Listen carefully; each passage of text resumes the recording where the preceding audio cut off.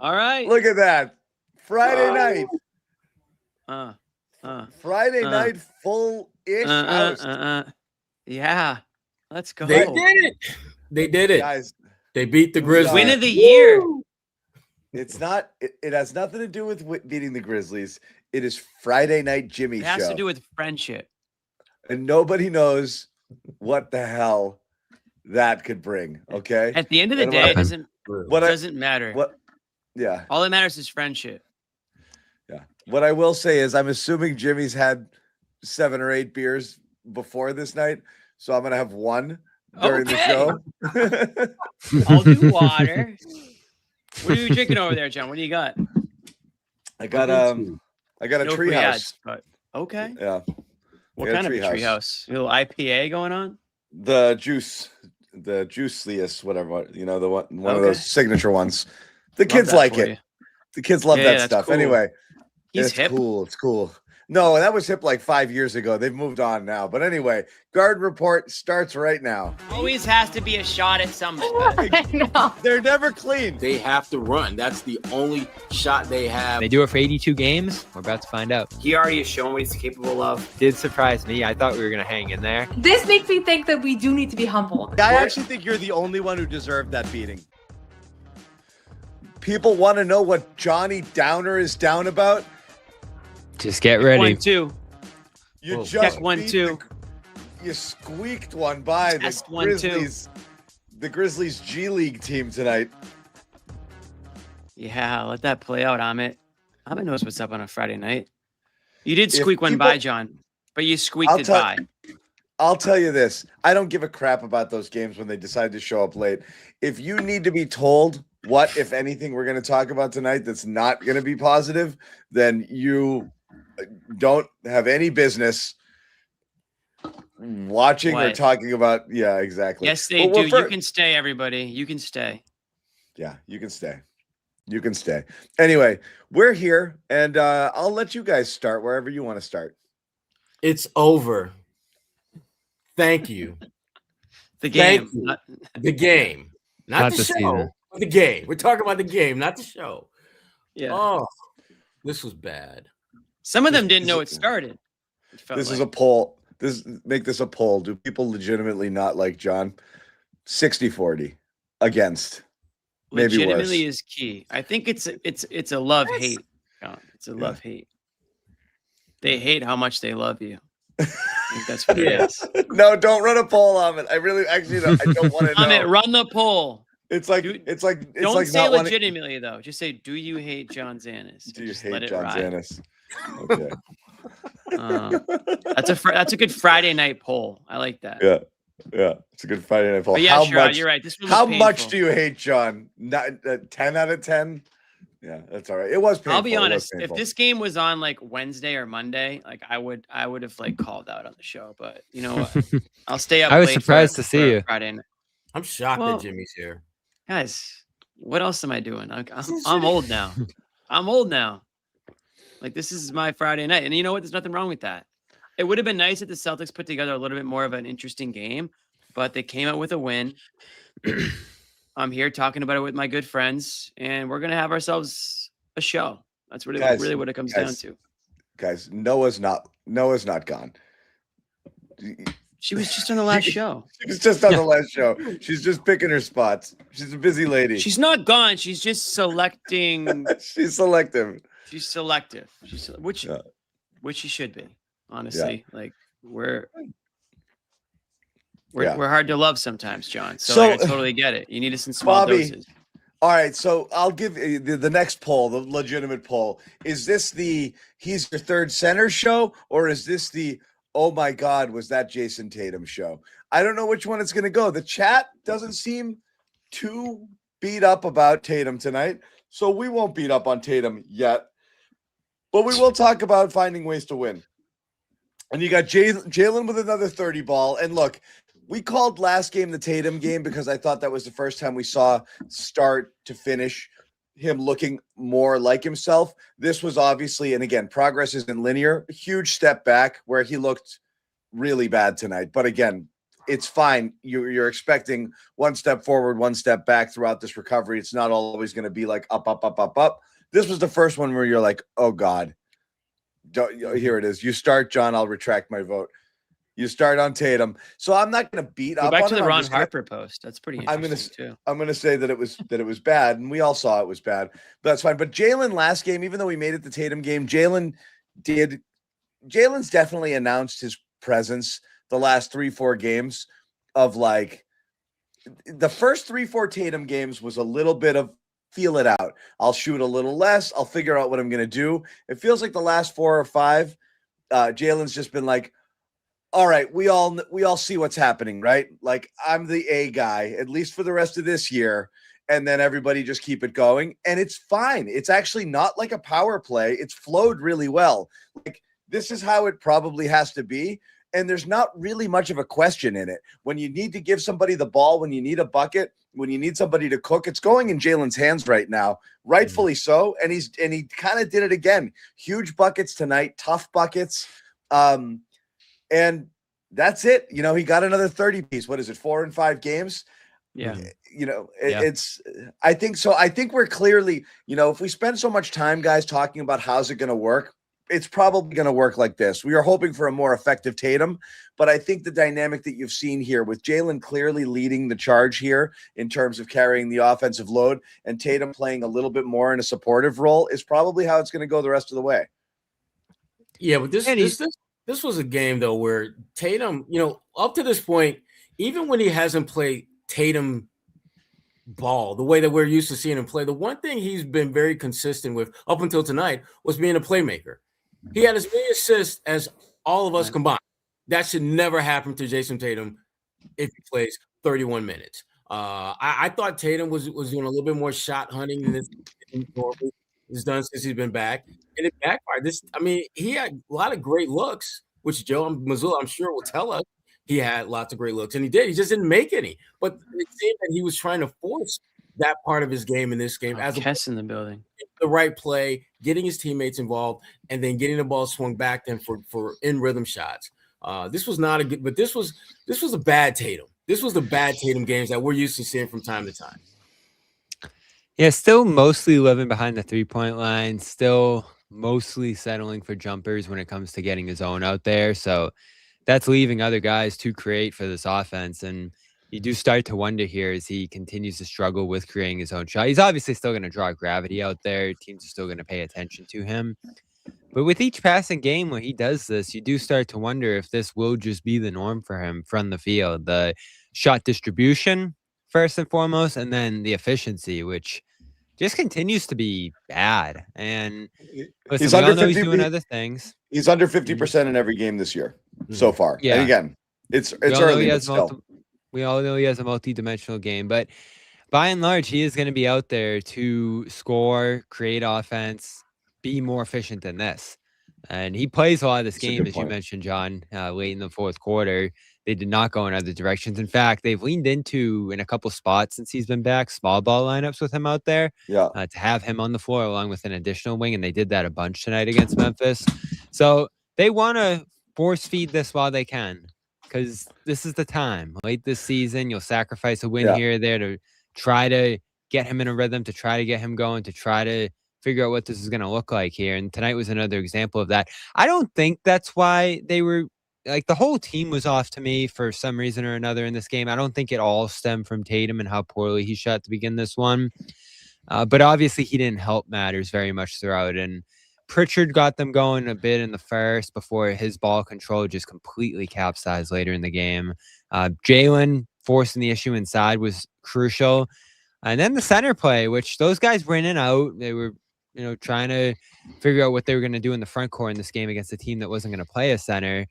But when Garza played, when Keita played, those guys were critical in this one when you couldn't make a shot. And it still shows the room for error you have against obviously a bad team here. If you are shooting horribly, I thought this was going to be a loss as it went along, and the fourth quarter was just excellent and enough to win. So you got away with just playing one quarter tonight, and you picked up another win here in a close standings race. I'll say this. Jaylen Brown looks like a player tonight that's been in the MVP conversation all year, 70 games in or whatever we are. And Jason Tatum looks like a player who's in his, seventh game or whatever, give or take. So I'm not panicking over Jason Tatum's performance tonight because we were praising him the last game, John. So we have to kind of find the equilibrium here a little bit. No, I know. But I think it's a bit of a reality check because these games are going to happen. An ugly shooting game from Tatum. I'm still concerned about the shot selection, not the shot selection because some of them are open, but I think I'm worried about the defaulting to just threes. That's my concern, and not working for it and not taking that contact and not how many times, Sherrod, have we seen over, you gotta get to the line. You got to get your free throws up. You got to get in a little bit of a groove early on in the game, and then the basket starts to look bigger. Jaylen Brown is so good at that. Jaylen Brown is aggressive. He sees the ball go in a couple of times, and then he kind of just it just works from there for him, right? And I feel like with Tatum, he might just be a little bit too timid early on, and it's he can't get into that zone early on. He knows he doesn't have it yet. That's the whole point. It's not, and again, Jimmy's 100% right. We can't give him flowers last game, and but I mean, we've never done the he's back in full. I just said last game. That's the closest. I looked at your Twitter account last game, John, and I think you had the one where it was that's Jason Tatum. That's the one. There he is. He's back. He's back. Well, I said very specifically. Play. Very specifically the one play. And Jimmy, you didn't find that. I told you about it. Anyway. I looked at it tonight. I told you. You had one tweet tonight. It was about the Bruins. And I was like, what the F? I led the show tonight. I led the show with it. But so, yeah, we did. And said okay, that's encouraging. Because if that's a thing, last game's Tatum, that makes you feel a lot better. I still think, if you want a truth serum, every Celtics fan, regardless what you're saying and he'll be fine. He'll be fine. I think everyone's white knuckling it a little bit through these 20 games, waiting to feel good about it. Good, not hopeful good. He's Tatum. Therefore, I assume everything will be okay because he's Tatum. That's what you have to go on. You're waiting to see it. The more times you see it strung together, the more times you might feel like he's turned a corner, and then you'll start to feel more confident about how he's going to look and, in the postseason and what their postseason chances are going to be. That's the reality of it. Everyone can yell and scream and wish cast as much as they want. He'll be fine. We don't know. We don't know. So I want us every night that's the story. Anybody in the chat, why are you talking about Tatum? It's the only thing that matters. The only thing that matters right now is Jason Tatum's reintegration and him getting back to the closest he can be to 100% Tatum heading into the postseason. Nothing, what everyone else can do. You got it. We got it. We saw these guys. They've all played well. They've all overachieved. Joe's got his rotation locked. You know which 9 guys are going to play? 10 when Vucevic comes back. That's it. You've got it figured out. It's how good is Tatum going to be and what is the ceiling of this team? And that's what's always interesting about it. So, yeah, the step back games are the games where, again, tonight you do feel a little bit worse about it, and that's fine. So, again, next game you're hoping for another bounce back. What I will say about the dynamic, guys, it's interesting. In the Tatum-Brown conversation, the one thing I think that people have always got, that the Celtics have gotten wrong is yes, Tatum does more generally. A healthy Tatum does more than Brown does. But I've always felt that at the end of the game or the need the bucket situations, it should have always been Brown. Always. He can get his shot off. And you see that. And that's why I left Judah's comment on the screen for a while. And it was something to the effects of, Brown takes what he wants. Tatum takes what the defense gives him. Yeah, that's a good one. I like that. Tatum does, even 100% Tatum, gets forced into bad shots way more often than Brown does. And Brown's bad shots have a better chance of going in than Tatum's bad shots. But Brown also has the ability to just get to the basket and just absolutely muscle and bully his way in there and get a high percentage shot. And Tatum doesn't, historically has not been able to. So when you see it happen late here, I actually think that that's a self-correction that might that should have happened a while ago and should probably continue to happen even when if Tatum gets himself all the way back here. Brown's that guy at the end of the game that's going to get you a better chance of just get out of my way, give me the ball, and let me try to get us a bucket. And he did it in a couple crucial points tonight. Yeah, the free throws too that he continues to garner. I think that's another aspect of this is that he's getting better and better at that. I think I heard on the radio broadcast at one point tonight that he's second in the league in fouls drawn, which blew me away. We've talked about his free throws this year, behind Luka, and he's ahead of Shea, who's missed a few more games. That's why. So in a per game average, I mean, he's become masterful at getting to the line. He's hitting them all. I think that's something we haven't discussed this year, is that he's just leveled up so much as a free throw shooter this season. So when he's getting there, he's actually converting them. That's why he's getting the 30 points every night. You need that output here. And that was actually one thing.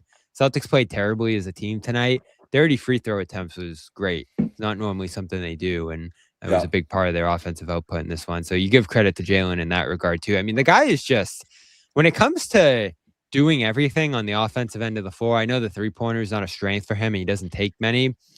But he's not forcing it anymore, though.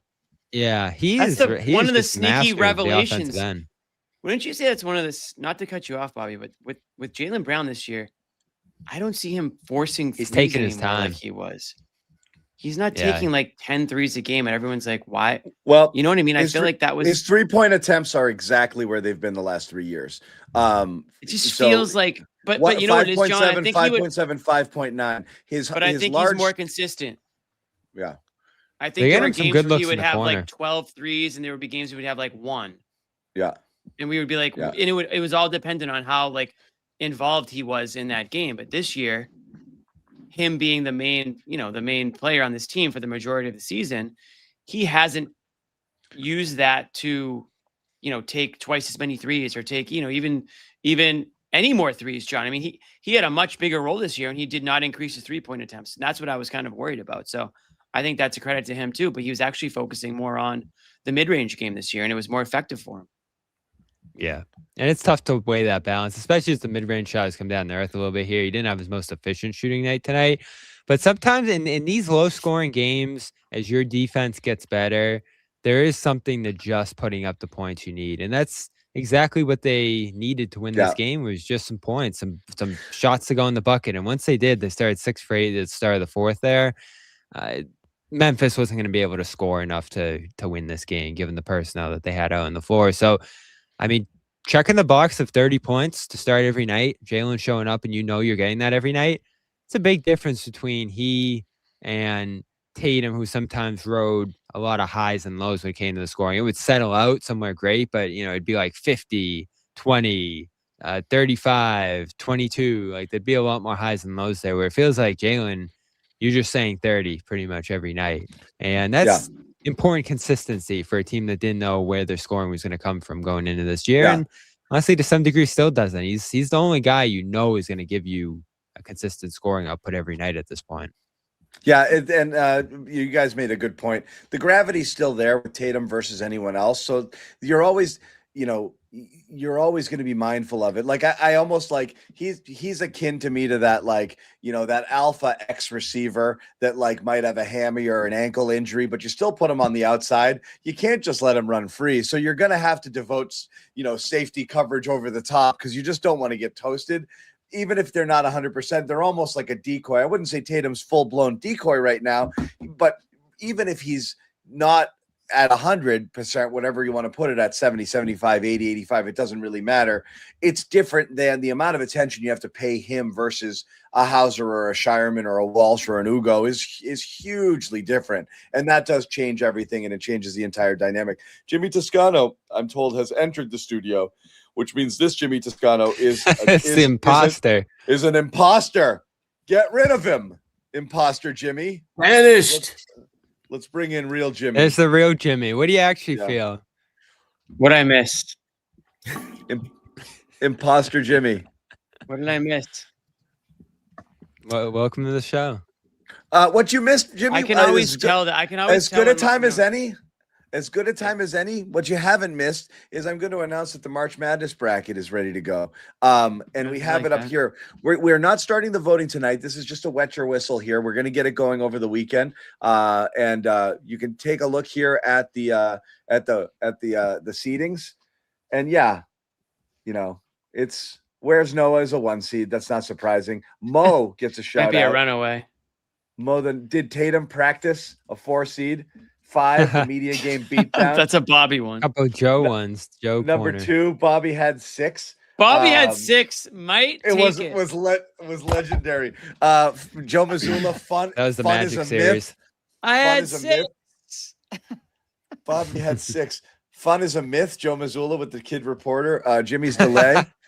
Yeah. It's tough. It's happening. JB's fighting sash over in the You're Muted region. We have taking on Nemi. Zannis versus the chat versus Sleep Mask Sherrod. Legendary Robert comes out of nowhere. Wow. Legendary Robert had. You got to go back and watch last show. Ran If you don't the know it. table, won the conference tournament, earned itself a 2 seed. Nobody saw Legendary Robert coming. Wow. But he's there versus Speculation Alert, and Bobby boxes out Noah versus Bobby's 0% chance as well in that bracket over there. We're going to start the voting soon. We're going to kind of keep it active. The whole one side of the region, we're going to keep it active for a couple of days, and then the whole next side. And then, by next week, we'll whittle it down from 16 down to 8. So the voting will start I have a request. soon. Yeah. Can Amit load up the Legendary Robert question again, just so that people know? Because we have it clipped. I mean, I think it's actually worth watching. It was so good. I think it's only fair because for it to be a 2 seed, you need to understand the background of it. Yeah. And obviously the 1 seed, just so everyone's clear, the 1 seed for is Jason Tatum's press conference. Yeah. The counter. And then first of all, congrats on the big win. Second of all, obviously you got today have the chance to play against the legendary Robert. And also, does it bring a little bit of extra motivation towards him, playing in front of him? And also, this is a friendship with a lot of legendaries. Have you imagined one day that with your performance so far, it can be like one of them being such cherished and just being remembered legend? Remembered legend. Yeah, no, it was just got to get one more legend word in there. He needed to get legended again. Remembered legend. Legendary Robert. At one point, that actually sounded like the, when you hit the ×2 on the podcast. Yeah. Yeah, it was fast motion. So that happened. That happened last show. We played it live, and we just lost our minds with that one. So Legendary Robert came out of nowhere here, and yeah, it's not an accident that I put Mo versus Noah in that first round. Sorry, Mo. Knicks aren't going to win anything. I think if people remember, I think 0% chance should have a shot here. Knicks aren't going to win anything again, Mo. I'm sorry about that. I think Legendary Robert's got a shot on that. Noah's going to probably run away with it. But I got to say, Bobby had 6. That's my favorite. That's so good. I actually had a lot of contenders. I was crying during that one. Somebody reached out to me on Instagram and said, we gotta and find actually that suggested we put that one on there. I'm going to say And shout out to Nate Tibalt, if I'm saying that right. Hopefully I am. Yeah, imagine that thing at 2 times speed. Oh my God. Oh. No. Yeah. Guys, it was Robert Parrish. Robert Parrish doing a little media tour because of his book. You guys are all slouching. Everyone's head is down here. Get tall, guys. What do you mean? Everyone's down here with their heads. What are you, the freaking posture police? Look at you, man. Look at you. Unbelievable, this guy. He's all proper now. Excuse me. Let me just puff out my chest here. Legendary Robert, very good. Very good. Now I'm slouching. I'm sorry. Yeah, I'm calling you out the second I get now. First chance I get. We'll see if your slouching can get into a play-in game. That'll be next year. That'll be for next year. But anyway, we had the Tatum conversation again. No, I'm not going to overreact to a shitty game. It was a bad game. Asking, John, is the bad shooting going to continue, or is it just a slow week or two to start this thing? And so far, the bad shooting just continues. You know what was worse about tonight?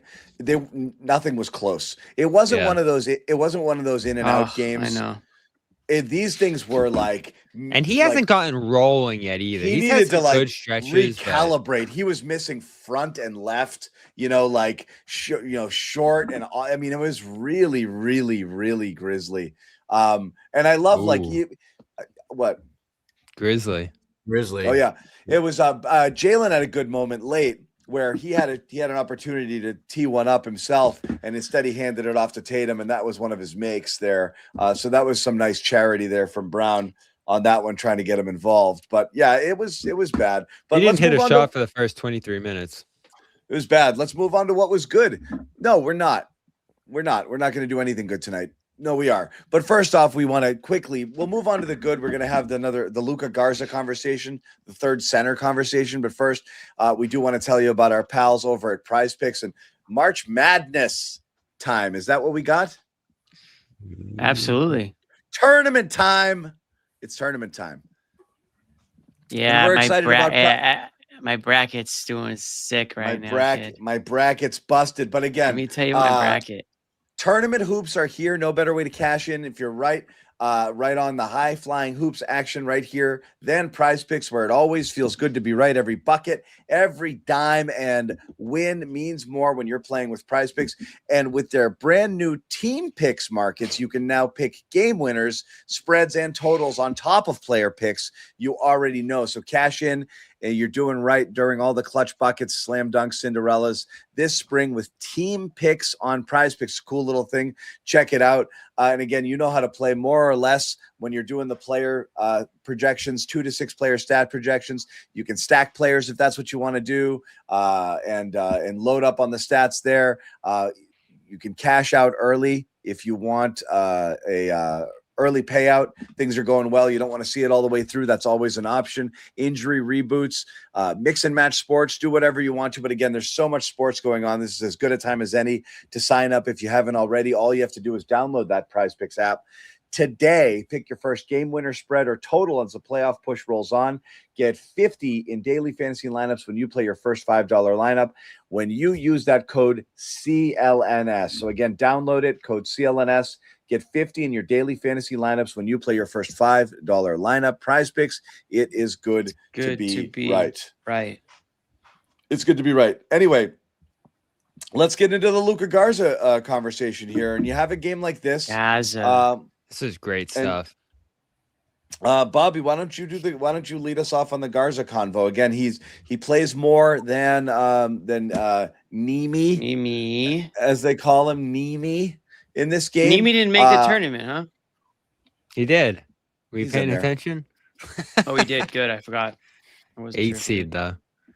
Okay. Yeah, Garza's Garza's right there. I mean, we're at the point now. He's playing so well, and it's happened over such an extended. We're going to talk about that... Hauser, guys. We're not ducking Hauser. We're going to get into Hauser too. Don't worry about it. Yeah, I texted about Bobby. it. Yep.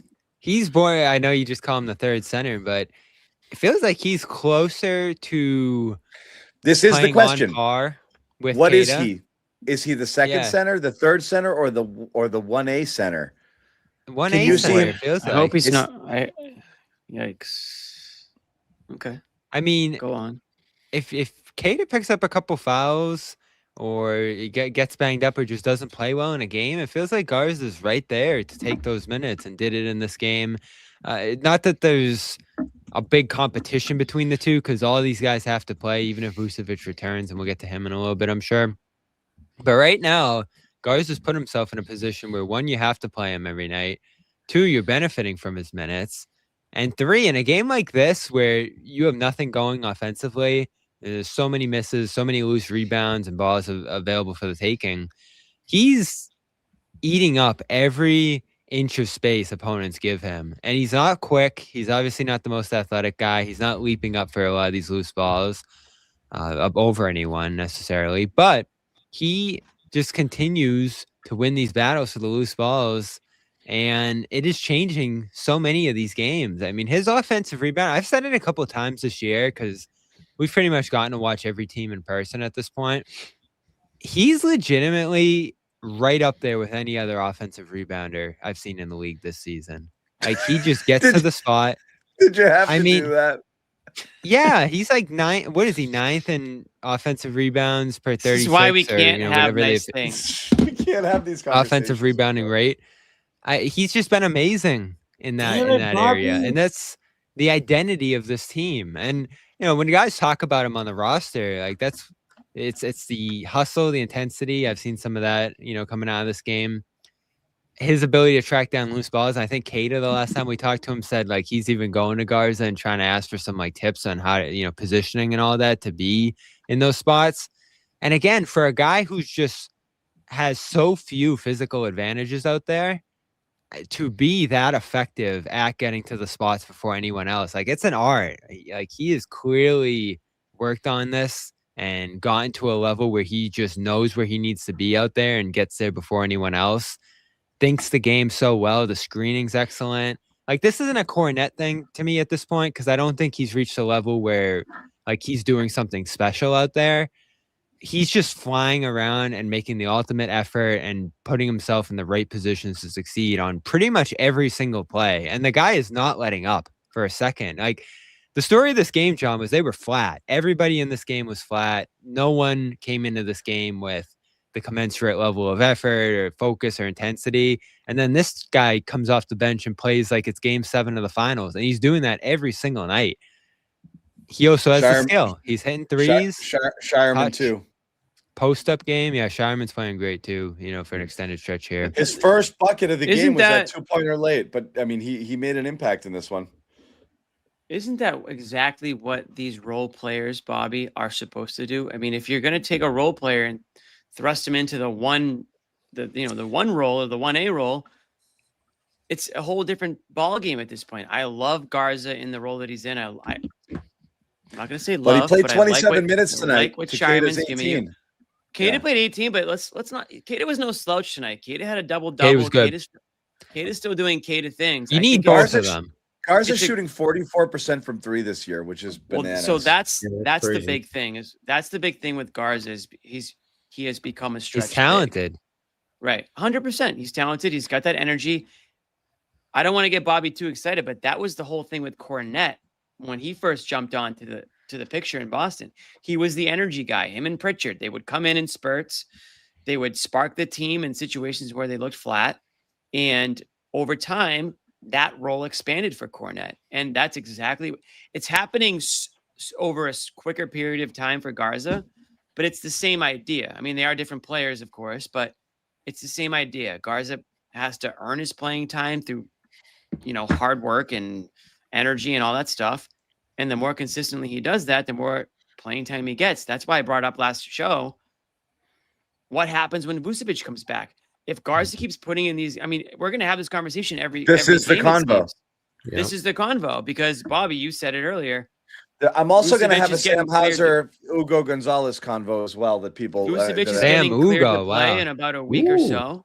And what do? You don't just give Vucevic all of Garza's minutes back. I mean, I don't think that would set a good precedent for the team. I don't think Joe will do that. I think if Joe's consistent in the way he's coached, Vucevic being healthy enough to play does not mean that he's going to get any time. I mean, I would say Noah brought it up last show. It sucks that he got hurt when he did because you lose all that time that you were supposed to have to sort of ramp up to the important games. And so is he going to come back in enough time to get enough of those minutes to mean anything in the playoffs? We'll see. But I think Garza is doing exactly what Garza needs to do is make it difficult to take him off the court. And tonight's another example of that. I mean, he's making, like those winning plays, just those energy effort plays. I mean, what happened when Missoula called the timeout, like midway in that fourth quarter? He just did it because the team was flat, stupid turnovers. Memphis was scoring off of turnovers, which is like literally Joe Missoula's nightmare. He's probably going to play those plays back over and over again tonight. He comes out of the timeout. Was Tatum and Brown even in the game out of that timeout? Because I feel like they weren't. The one I'm thinking about, like it was in the fourth quarter. No, they didn't. They didn't come in until about 6 minutes to go in the fourth quarter. He left him in there. Exactly. Yeah, he left him out Right, for a while. but he had all all the guys in there that he felt were giving them a chance in a night where it felt like, yeah, we're playing Memphis that doesn't have like 10 of their guys tonight.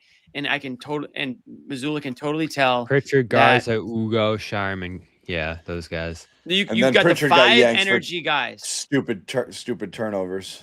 Or you got the 5. Yeah, Pritchard had some bad passes tonight. White. But you have all the energy guys in there, and White, who's I thought saved them tonight as well in that fourth quarter. Didn't do much before that, but I thought it was Garza and White in that fourth quarter. So again, is Vucevic that type of player? That remains to be seen. But until Garza gives you a reason not to play him, I don't see a reason to not play him. Yeah, if he runs with this position, he should claim it, Sherrod. Well, he needs to.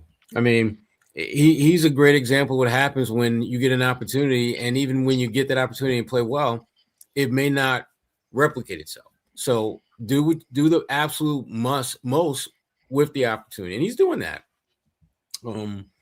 I love the fact that this was one of those games where the Celtics did not overthink the process. Memphis is not playing a center. You've got a center. Here's a thought. How about getting the damn ball to your center and keep it really simple? And I mean, really what Garza did was pretty much basketball 101. I'm big. They're not. I'm going to bully the hell out of them. Boom. I like hungry centers, Sherrod. I like centers who are hungry. And that's exactly what Queta and Garza are. They want the physicality. They want the ball. They want the rebounds, right? I mean, Garza is an offensive rebound king. Queta is hungry for those. He likes that physicality. I think both these guys are playing with something to prove. They've got chips on their shoulder. They know it's at stake. I mean, these are guys that were fringe NBA. Both of them were fringe NBA players, as fringe as you could probably get. I mean, Queta was casted aside by the worst NBA franchise. Yeah, the worst NBA franchise in history, really. And Garza, unbelievable college career, but has had trouble kind of finding his way here in the NBA. So credit to both of them for sticking it out, and they're in an unbelievable situation, both of them right now, and they have an opportunity and they've taken the advantage of it, and it's honestly great to see. I think that's the one position that you can kind of get. I think center's the one position out of them all where you can kind of get away with less talent and more hunger, energy, effort. Just who the F wants to be playing smart too, fighting and playing smart. And I think both those guys do that. And I think Garza certainly has shown that. And, with Queta, he's just put it together this year. And I think Garza is you kind of catching lightning in a bottle right now. But that's the position that you can go into a season. The Celtics have proven that you can go into a season with that position, not knowing. But it all kind of plays together, right? So again, everything is about what wins you games in the regular season versus what do you trust to put out there in the postseason, and who's going to be able to handle that. Garza and Ugo largely kind of give you a little bit of the same thing in terms of the hustle, the offensive rebounding, different things like that, over the guys who might be playing ahead of them who have the more of the pedigree, which would be Vucevic and in this case Hauser, and that's why I made the Ugo over Hauser comment. Sherrod, okay, you're Joe Mazzulla, you're going into the playoffs again. The right answer is each game, each series will probably be a little bit different. But how do you want to see him play it? Like, who do you want to see get meaningful minutes? It's pretty clear right now that Shireman is locked. Okay, much to Jimmy's dismay, but Shireman. I'm coming around. Okay. Shireman appears to be locked, which means right now the things you're going to play with are the center rotation and, Hauser, who's still going to start, it appears. But any minutes he loses are going to come at expense of Ugo energy minutes, which I prefer to the wait to see if Sam gets hot minutes. I really do. But I don't know. I don't know how it's going to play in the playoffs. How do you want to see it play? I want to see Sam just not wait to get hot, just come out firing, because he's the one guy that they go to night in and night out. who I have no feel or pulse for whether he's going to be able to play well or not. And when Sam's not knocking down shots, there's not a whole lot he's bringing to the table. Whereas Shireman has shown the ability to be an impactful player and not necessarily need to knock down shots to do that. And we all know about Jaylen and Jason and Kate and all those other guys. And so Sam, he's the one guy I need to see. I need to see the ball go through the net, and so does he. And if that's not happening, I'm going to lean more on Shireman. And the center position, Kate, I mean, Luka is doing some good things for sure, but Kate is the guy. Kate, and I don't think there's anything that Garza can do to change that. Because I think Kate is the guy. It's more the Vucevic Garza conversation when Vucevic comes back. I'm not going to throw Vooch out there and just let him work his way back into the mix, because even when he was playing before, he wasn't exactly setting the world on fire. It was rough. Yeah. So I mean, I'm going to lean more on Garza. If I got to pick between those two, and Vooch, as he gets himself in a little bit better shape, maybe we'll turn to him. But to me, Vooch is my fourth center. Garza is my backup. Vooch is my third center. I think that's how it has to be too. And I'm not saying everything fluctuates on this Celtics team, right? I mean, on any given game, any week, guys earn certain playing time. They might unfortunately play themselves off the court. And I think it's going to play itself out, right? If Garza has a tough stretch, there's Vucevic to get that opportunity. Whether or not he runs with it remains to be seen. All these guys are going to get their shot. Vucevic is not going to be buried, never to be seen again. Garza, same thing.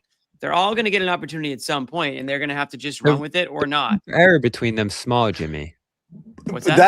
That is the right answer. Joe's going to see what he has in certain guys, and then just that'll be it for them. So you'll see a couple of games where Vucevic might get 6 minutes, and he's like, "Nah, I'm going to ride Garza here." Yeah. The point we're trying to make is when they failed the first two games, Vucevic got here doing double big with Garza and trying to play them all. Their answer to that was effectively, let's keep trying with Vucevic and let's bury Garza. That should not happen when Vucevic comes back. Garza's been too good, too reliable, too proven within your system. I think that's what matters here too, is you got to look at it from a standpoint of which of these guys are going to do the most amount of things that they want them to do. And Vucevic might be the better player, might be better at putting the ball in the basket, have more total skills than Garza does overall. But if Garza is setting the right screens and in the right positions and running the defensive switches that they want to do, where they're, changing their defense every possession, like those are the things that matter to them. And that's why certain guys play over others here. And Garza hasn't done everything perfectly all season, but he's done those three things really well. And I was actually surprised he got buried. I think it was a matter of, and they haven't run into this situation too much, John. You probably had to do the Simons Vucevic thing because of the money. And Vucevic is a vet. You want him to help you. So you're trying to fit him in, even though it's not perfect. And then you just end up in a situation where it's easier to lean on the veteran and the guy that you're trying to make it work with than it is the guy who's going to sit down and be okay with that in Garza. So it was an awkward situation. I don't think it ever should have happened. And I hope you don't make the same mistake going into the playoffs, because I don't want to overstate it, but Garza has been part of this team's dynamic, throughout the whole run. And he has given you something pretty much every night. And when you take that away, it does change the team's dynamic a little bit, specifically at that center spot. And, I'm not going to go down the Simons road. We can do that in the summer if it ends up going in that direction. But, he was part of that dynamic too, John. He was giving you a little something every night. It was a bad trade. It's just a question of whether the trade's going to cost you, right? Jimmy. And Vucevic can certainly still help you down the line. I said it then. I whispered it from the press box at the Super Bowl, and everybody called me some weird lunatic conspiracy theorist. Yeah, it's clearly a money trade. It was a straight cash deal. It wasn't intended to make the team better. It was intended to do the best you can under the constraints of getting under the tax. That was Brad's mission. He executed it to the best of his ability. I'm not putting it on him. It's an ownership move.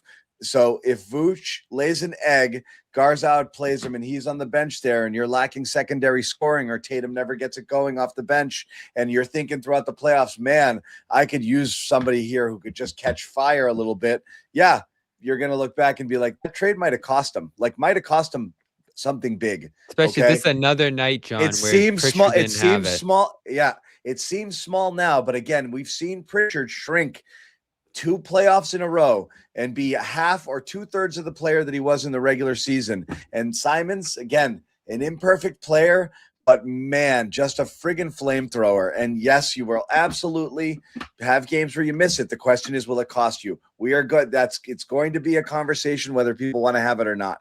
But it was too bad. Too bad. That's where we are with it. It's a bad. Give Vucevic a chance. It made them worse. You give them a chance, but again, they saved their money. They got what they wanted out of it. Straight money. Let's not pretend. People again will talk themselves into anything. No, Vooch makes them better. They went for a need. No, they brought in a guy that probably was playing at a level that was pretty similar to what you were already getting off of Garza. So could they have used Simons tonight, Bobby? They use Simons a lot of nights. Yeah, on those nights where Pritchard's not playing well, you're always going to ask that question. And tonight it was just a brutal ball control game for Pritchard, and pretty inexplicably so. That's his strength as a player, and he was giving it up left and right, especially in that second half. And that's something that he rarely does. I mean, if even on the nights where he's not knocking down shots, his playmaking, his assist to turnover ratio is usually really, really good. Yeah. And again, people, I think, mistook the Simons conversation all year long in terms of he should be starting over Pritchard. It was never an either or. It was just simply he should probably just be a regular member of the rotation playing 25 minutes a night and not being jerked around by Joe just because he brings something to the table that they didn't have, which was elite scoring. Right. That's the only conversation we ever had. But right now, he'd be good even if Joe did ignore him, just to know that you've got that in your bag. I might not pull out the driver every hole, but when I want it, it'd be nice to know that you have it. Yeah. This is where Joe deserves some blame too, because ultimately front offices and coaches are working in tandem, right? And there's some communication there, I'm sure. But when Joe's not going to Simons over and over and over and over again, and you get that sense leading up to Tatum's return that Tatum's probably going to eat into that too, that's where the front office has to react and say, all right, is there another position we can get a guy at who's actually going to get on the floor? Because I think the sense was going up to the deadline that Simons was just going to get buried here by the coach. And right or wrong, that's the decision Joe made in a lot of different spots. And it obviously helped Simons get better and be a better fit here in some ways. But it also left you wanting some more in a lot of different situations. And obviously, we're going to have to ask the question coming out of the season, John, of whether he could have been a difference maker for you going into the playoffs. And I think Joe almost created a self-fulfilling prophecy there for Simon's fate with this team by utilizing him the way that he did. He didn't want 2 of those guys. You can argue that Pritchard was better for this team. He just didn't want 2 undersized guards playing 25, 30 minutes a night. That's just what he didn't want. Jimmy? He might not have wanted that, but I also wonder, and this is just me wondering, if Mazzulla knew the whole time that Simons was going to get traded. And if that was the case, did Mazzulla want to utilize Simons to the point where it's affecting this team once Simons gets traded? Meaning, is Simons going to be too big a part of whatever role he was in, where things would go or be much more difficult to continue forward once he was traded? That's what I wonder. That's play the video on it. Yeah. That's exactly. Yeah. Speculation alert. Exactly. Anyway, what's up with Hauser? Did we gloss over that one? We'll get to Hauser in a little bit. I want to let you guys know, for those out there who want to kick in a little bit, feel free to support the Garden Super Chat donations. That stuff is divvied up among the hosts. We appreciate it greatly whenever you do contribute, and we will put your comment up on the screen with some exception, with rare exceptions, and talk about it and see what you say. Rodrigo here, I think, was just waiting for the show to start. Put this one out here. Testing 1 2 1 2. No, this was John. You missed. That was the broadcast. This was on the broadcast for 5 minutes. Oh. There was the like fourth there quarter. was an audio feed that was I'm sorry, I overruling missed it. Yeah. testing missed it. 1, and it was like check 1, check 2, testing 1. Yeah, Went yeah, on yeah. for like I- 4 minutes. I had It did. yeah, many distractions trying to catch up and John and watches watch the game on mute. No, I watched the game being drowned out by friggin' children just all over the place, and I will be sometimes on honest, fast I heard- forward on delay. Yeah, I heard it a few times, and I wasn't paying attention either, and until finally it hit me. I was like, what am I listening to right now? And Yeah. sure enough, here is someone who disagrees with the Garza take, and he paid good money to have this opinion be known. Cool Shay 84. Our center's playing drop coverage is going to be ugly in the playoffs. Yeah, it always is when you're getting toasted on that. Mm. I stuff. was thinking about that today. Garza is a cute regular season feel good story, but the Grizz were clearly giving him Cute. issues. that's messed up. Drop against New York, Detroit, Cleveland's going to be brutal in round 2. I agree on the drop stuff, Bobby. You can get into it in a minute. But the Oh God. I do believe that the regular season versus playoff performance is the one thing that's stuck in the back of my mind here of like, how real are these guys here? I think that, I've made it clear the whole season.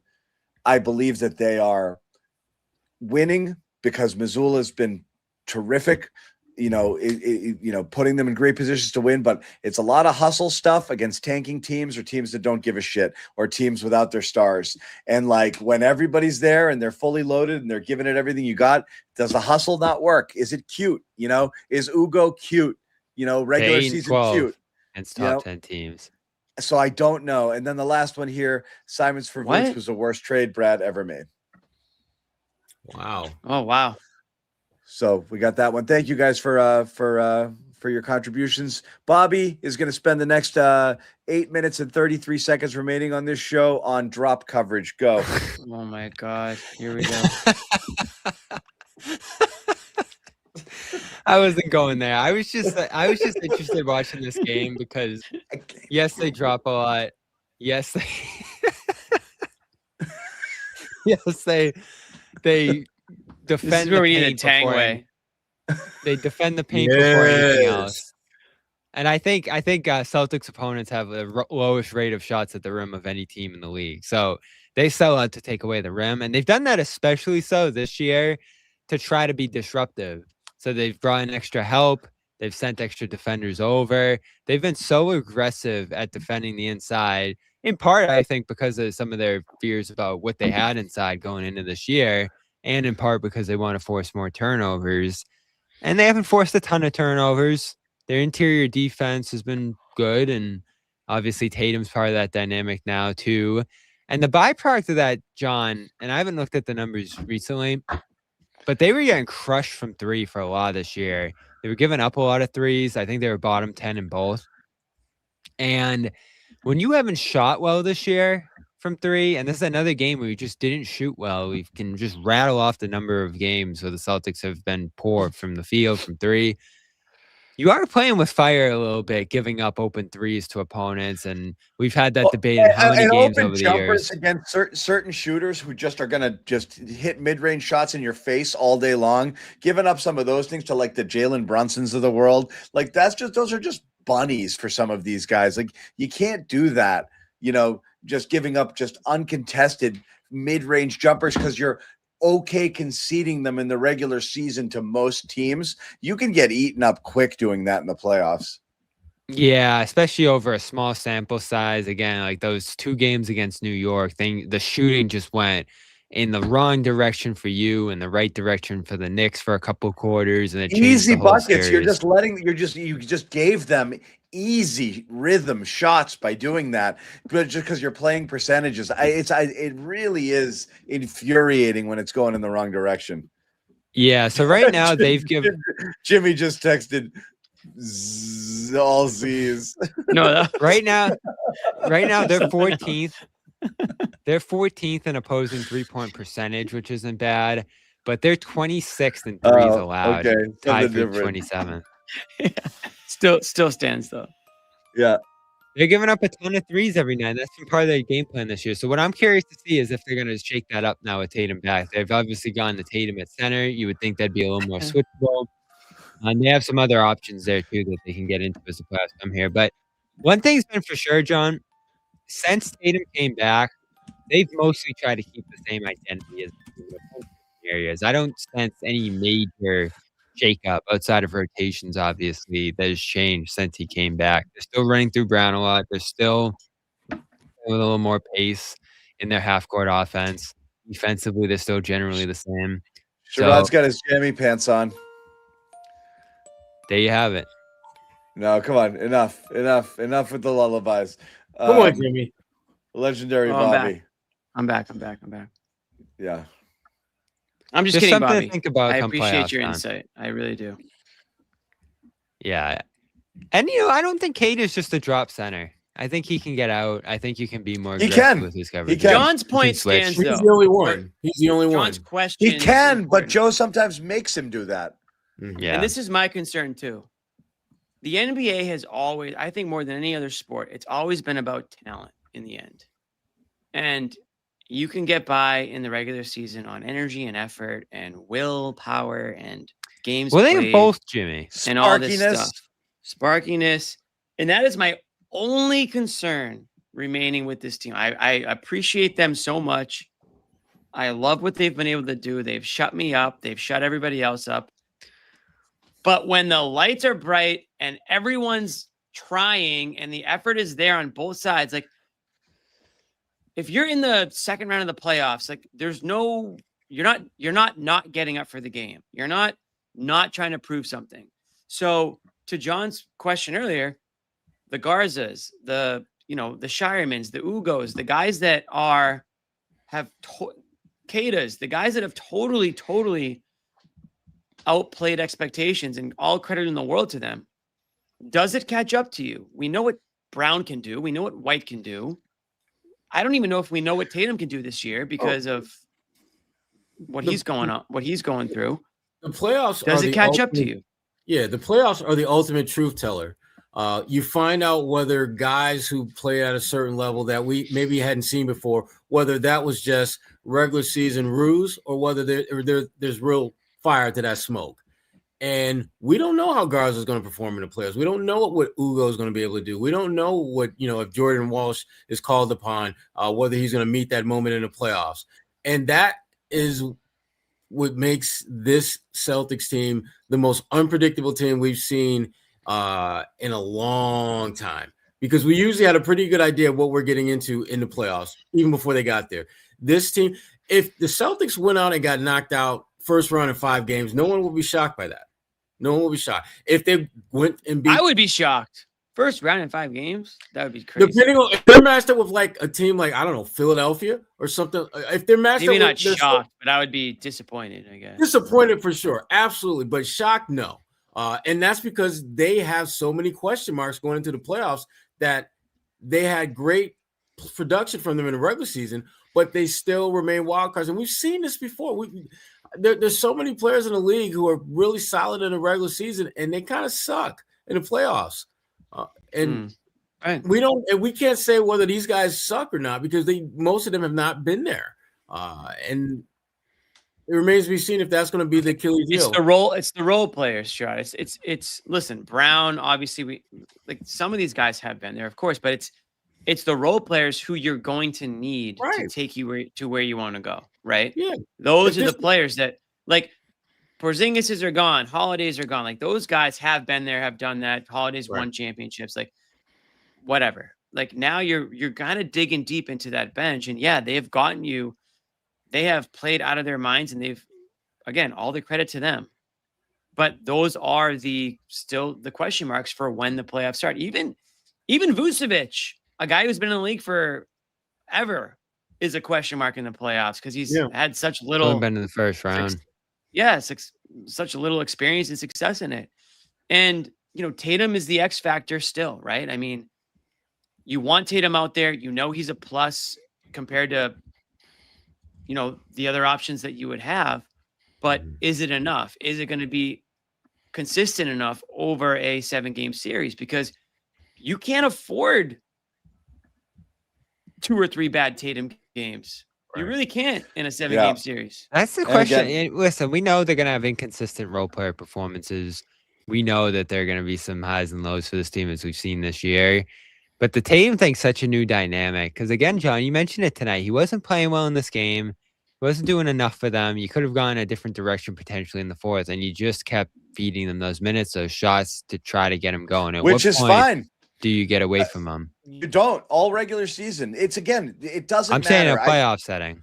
A playoff setting, you have to just it's gonna have to be tough love. You go with the best, and if things aren't working, it's not like you're gonna bench him for Shireman. You're still gonna play him because again, the amount of, but you're just gonna.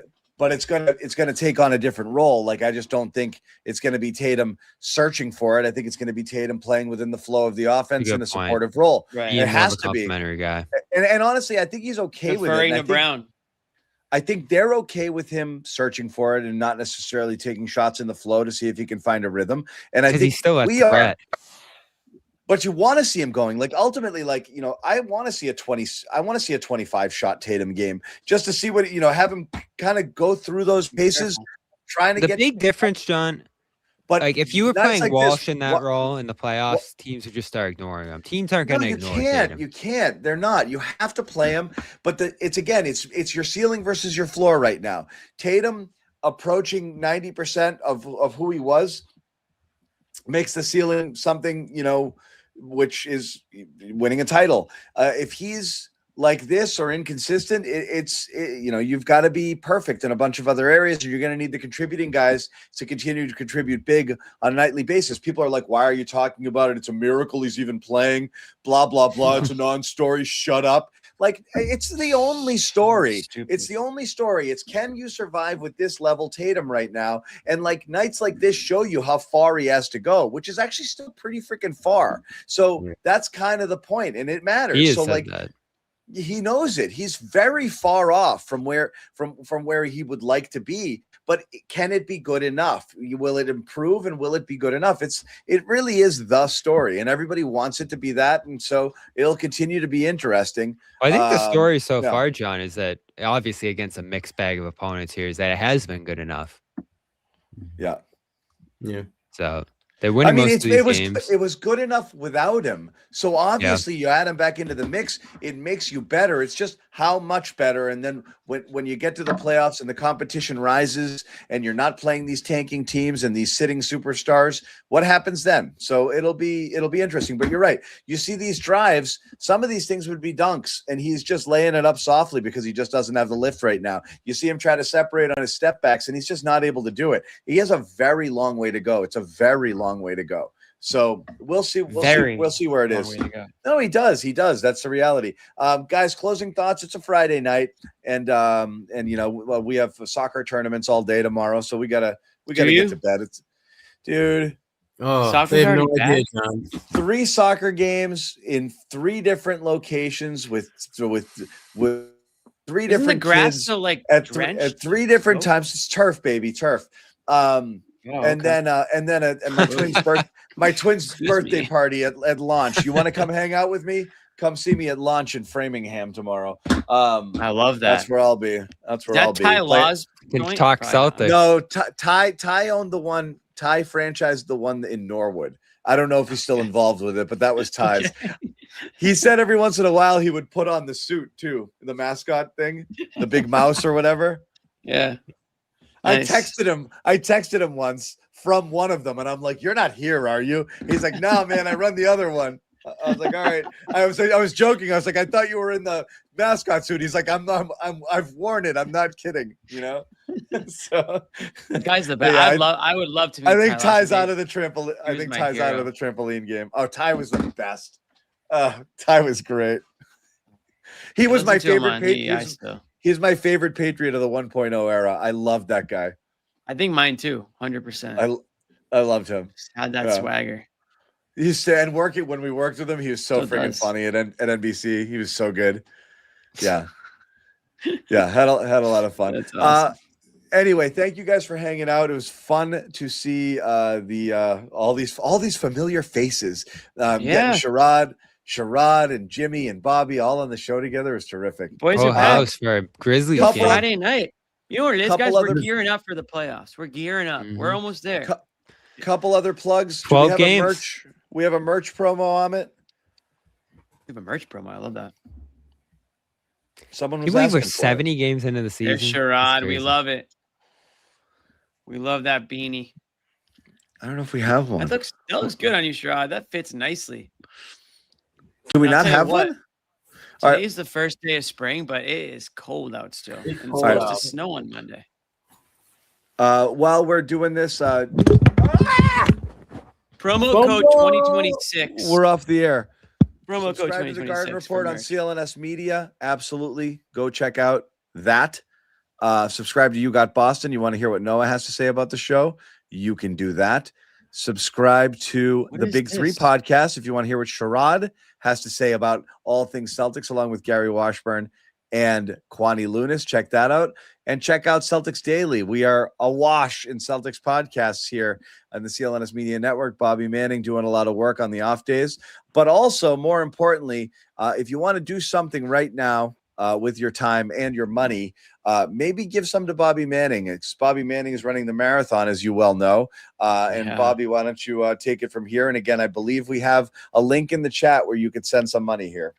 Yeah, and as we sit here on March 20th, for 1 month from Marathon Monday. Tomorrow, I'm Oh going my to run God. the first half of the route. You might see me out there, John, running. I think we're going to end in I'll see Wellesley, you. the halfway point. I'm gonna Oh, go to the you're Red right Sox near me. game. What, Yeah, I'm tomorrow.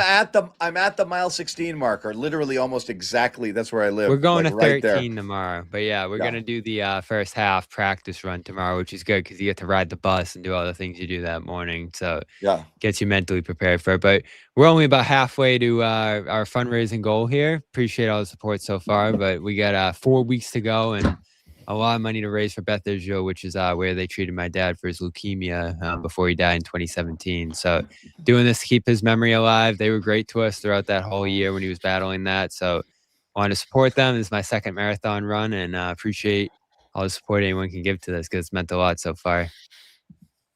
Yep. Absolutely. Dig deep, guys, and thank you so much for everything you've given already.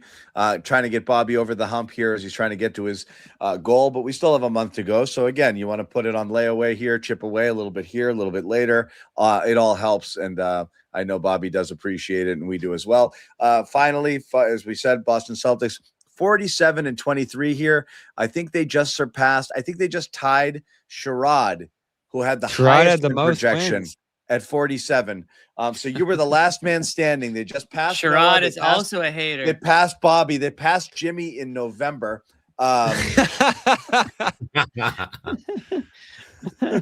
Me not Right long now- after. Yeah. Celtics are projected 54 wins. Yeah. Wow. I've got to have like out of every prediction ever made, like if anyone like has ever been on camera, like I've got to have one of the worst, right? Like just as far as Yeah. being so far off. Yes. I can't Jimmy. imagine. I can't imagine like a legitimate professional sports reporter, Sherrod, like going on air and being like, "I got him here," and then being like 30 games off. I just can't. You're like the imagine that. Sacramento Kings of predictions, Jimmy. Thank you very much. Right now, Jimmy, Little 2 years little ago, history was made. didn't you have the Phoenix Suns in the finals last year? That was pretty freaking bad. Well, it gets worse. I think I had the Warriors in the finals this year coming up. oh God, It's not looking better. and the Magic. Your Western Conference Magic. prediction is literally like the EA Sports cover, or like the SI cover jinx. Yeah, You're guaranteed, to fall. the to Suns are fall good this year. I completely- was ahead of my time. I'm just a little bit ahead of my time. Yeah, Shout no out to doubt the about it. Suns. Right now, Yeah. first round prediction, playoff probabilities because we're 12 games away. Celtics Heat. We might have a bucket hat series. Another Celtics Heat series. Just what everybody I'm wants. bored. I'm bored. I want something else. I'm done with the Heat. I'm done with the Hawks. Like Hornets would be fun. We got Hornets will be 6 fun. teams at this point. It's Toronto, Orlando, Miami, Atlanta, Philly, Charlotte. Charlotte would be fun. That would be a Philly's lot. fun. Charlotte is fun. Orlando Philly's was always tough fun. last year. Orlando would be Orlando tough, won't but be I don't fun. know if it would be Yeah. fun. Charlotte with Orlando was Grant kind and of physical. Charlotte with Grant and how well they've played and all that. Like that would be a lot of fun. LaMelo. LaMelo. Oh my God, he'd drive Celtics fans crazy. Yeah, he I would. This Lastly, sneaky love LaMelo. yeah, you do. Charles Lastly, we will Lee. tell you we're going to put up some instructions here. We're going to start voting on this bracket over the weekend here. We'll start leaking some of these out on our Celtics Twitter handle. So Celtics CLNS, make sure you subscribe to that. We'll put it up on Facebook. We'll put it on Instagram. We're gonna take in all of these votes from all of the different mediums where we post these polls, add them all up, and we're going to run them live during the show. And we're going to take your votes in as well as we try to rip through the first round here of the NCAA of the Garden Report March Madness bracket here. Yeah, we love that. 16 teams. We will whittle it down to one. The rules are no repeat champions, no repeat sayings coming from the year. Everything is fresh. So all of this stuff is relatively new that was generated either by us or by the fans or by the Celtics over the course of this year that have become little themes or memes and things that we discuss and bring up on the show. With some frequency, with the exception of Legendary Robert, which snuck in right under the gun. If I was more organized and I got this thing out earlier in the week, like I should have, I was still trying to fill it out. Legendary Robert wouldn't have been there at all. All of a sudden, it's a 2 seed. So yeah, check out that. It's always fun. Yeah, we'll run that through for the next couple of weeks, and it's always a good time. Anyway, thank you guys again for watching. Thank you, Jimmy. Thank you, Bobby. Thank you, Sherrod. Thank you, viewers and fans. We're back on Sunday night. Celtics host the Minnesota Timberwolves without Edwards, their best player. Shocker. Anyway, we'll see you guys on Sunday. Regardless, take care. Mm-mm, mm-mm. Mm-mm.